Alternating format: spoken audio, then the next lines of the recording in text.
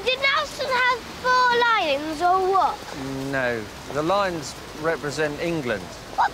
Lions aren't English animals. How many times have you seen A lion? lion sitting in the Yorkshire field? Nelson should have 4 English animals, like a frog or a badger or a cow. They're not very heroic, though, are Or they? you could have, like, a big lion and then it's eating half a cow. Why? Because, like, the lions are cool, but then it has to be English. Yeah, but... You've got to make it realistic. Right. Wait, maybe you could have a chick being eaten by a Tasmanian devil. So a chicken is trying to escape from a Tasmanian devil Yeah. to signify the glory of the Battle of Trafalgar. There could be one Tasmanian devil wearing a little admiral hat just to show it was Nelson. So you've got a statue of a Tasmanian devil in an admiral's hat eating a chicken.